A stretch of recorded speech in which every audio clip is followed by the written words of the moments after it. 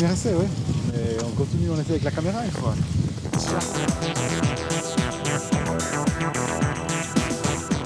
Suivre une équipe de scientifiques sur le terrain, ça n'est pas toujours une sinécure. L'action se déroule au grand signal, la température est de moins 12 degrés, avec des rafales de vent à 80 km/h. Ce que vous voyez, ce n'est pas de la brume, mais une carapace de glace sur l'objectif de la caméra. Pour couronner le tout, il y a ces individus étranges qui font de nous la risée des skieurs. Tout ça sous le couvert de la très sérieuse EPFL. L'idée, c'est de fournir en fait aux équipes de ski des informations seconde après seconde sur leurs skieurs pour voir où c'est que la personne perd de la vitesse ou bien gagne. Les instruments, c'est en fait 3 récepteurs GPS donc, qui captent des signaux satellitaires. Donc ce qu'on fait avec ça, c'est qu'ils nous permettent de mesurer 20 fois par seconde en fait, la position et la vitesse du skieur.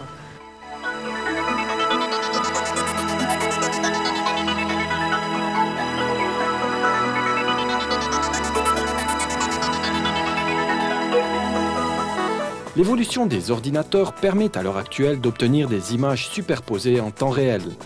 Un plus incontestable pour l'analyse comparative des performances sportives. Ce clip démontre les capacités du logiciel Vidéo Finish de la firme fribourgeoise InMotion Technologies. Le système est déjà opérationnel. Que peuvent donc encore améliorer les travaux de l'EPFL ? Vous avez que quelque chose de visuel, c'est tout. On se rend compte qu'on a 3 temps intermédiaires. Et donc le coureur sait seulement 3 fois pendant la course s'il a eu de l'avance ou du retard sur son concurrent. Alors que grâce à cette méthode, on espère pouvoir fournir seconde après seconde le temps du skieur. À 24 000 km au-dessus de nos têtes, gravitent une cinquantaine de satellites spécialisés dans le positionnement. En vert, vous voyez les satellites GPS américains, en rouge leurs homologues russes du système GLONASS. Différentes applications civiles permettent aux aviateurs, aux marins et aux montagnards de connaître leur position à 100 mètres près. Nos ingénieurs parviennent quant à eux à une précision du centimètre. Ça requiert quand même l'utilisation simultanée de 2 récepteurs qui permet d'éliminer toute une série d'erreurs dues notamment à l'atmosphère, à la troposphère. Le secret de la précision réside donc dans la comparaison de données de 2 positions relatives.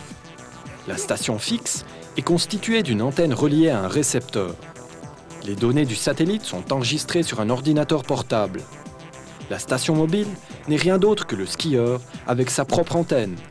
Le système est tout simple, encore faut-il y intégrer quelques gadgets subtils. Compris, le physiologue est resté sur la piste. C'est pas drôle. Non, effectivement. C'est quoi ce physiologue exactement? C'est un accéléromètre triaxial. En français dans le texte? En français dans le texte, ça mesure les accélérations dans le sens du skieur, du sens latéral, ce qui est intéressant pour voir quand c'est qu'il passe les portes, et puis dans le sens vertical, il mesure la gravité, donc ça permet en fait de voir quand c'est que la personne a fait des sauts. Des récepteurs GPS, des accéléromètres triaxiaux, les moyens sont impressionnants. En fin de compte, quelles ont été les motivations de l'EPFL ? Alors, on ne peut pas dire qu'on y est arrivé tout de suite. On y est arrivé par certains détours. On était engagé dans une recherche en collaboration avec l'Institut de physiologie de l'Université de Lausanne.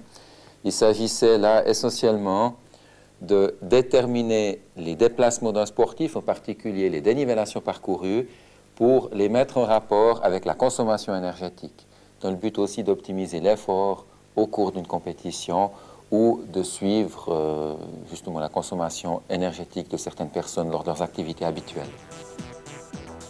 Les essais de Crans-Montana ne sont pas une première pour nos chercheurs. Les travaux ont commencé l'hiver dernier déjà à Vezona. À la suite d'un article paru dans le magazine GPS World, nos ingénieurs s'étaient vus remettre un prix. Les essais avaient été réalisés avec un GPS d'une mesure par seconde.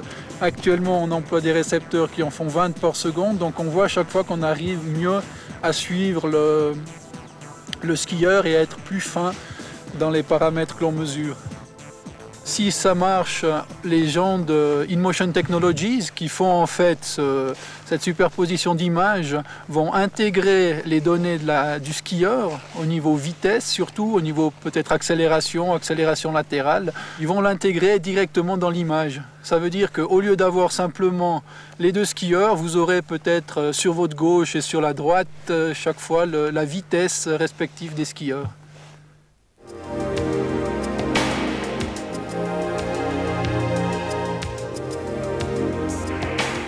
Le travail d'analyse des données doit maintenant être effectué. Nous sommes à l'EPFL, au cœur du département du génie rural. Pour nos ingénieurs, l'heure de vérité a sonné.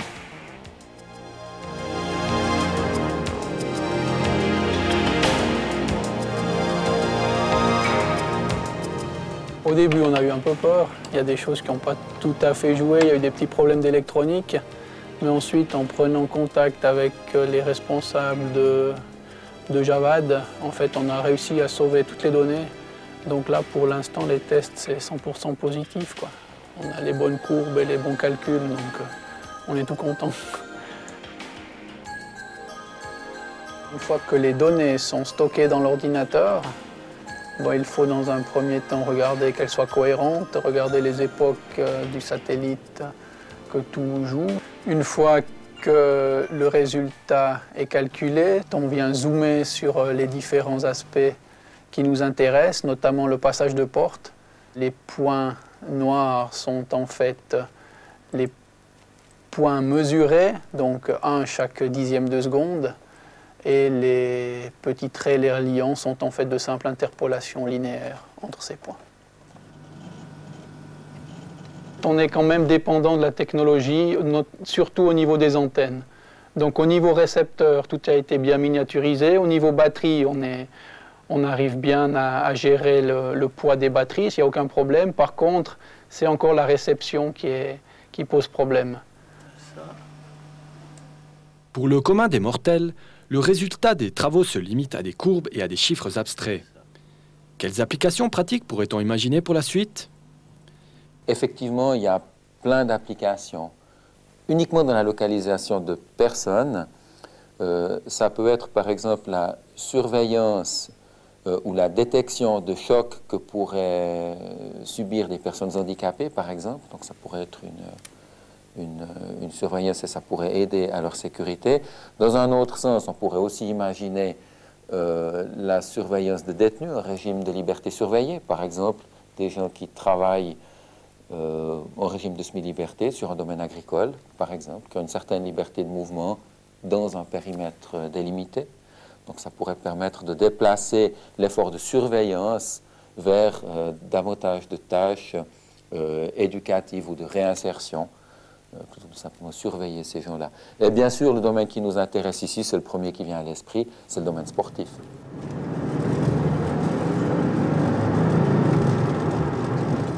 Le GPS fera probablement partie de notre vie quotidienne, au même titre que le téléphone ou Internet. Démonstration avec le système de guidage Carine. Un ordinateur rempli de cartes routières combinées au satellite. Voilà ce que cela donne. Préparez-vous à tourner à gauche.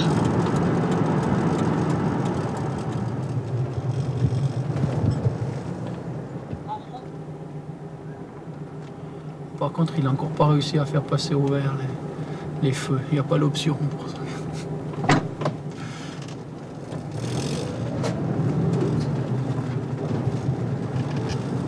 Tournez à gauche. Ensuite, vous êtes arrivé. Ouais, donc moi j'ai la deuxième route du Veillou, c'est pour ça que là il suit.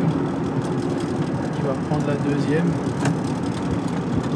Tournez à gauche. Ensuite, vous êtes arrivé. Voilà, il a vu qu'on n'était pas comme il faut. Là, on a peut-être un exemple exotique avec le ski. C'est vrai que ça n'est pas un domaine traditionnel, mais c'est justement cette possibilité des nouvelles technologies qu'on veut aussi exploiter. On a dans notre domaine une tradition bien établie pour déterminer la position d'objets très stables, des limites de propriété, ou pour l'implantation de routes, de tunnels. Ça, ce sont des tâches, disons, classiques. À côté de ça, la possibilité de localiser un mouvement, de le faire de façon très précise, avec une grande flexibilité et en temps réel, nous ouvre justement tous ces domaines d'application qui alors se font en collaboration avec d'autres spécialistes. Il est clair que là, ce projet ski, par exemple, n'a de sens qu'avec d'autres moyens d'analyse.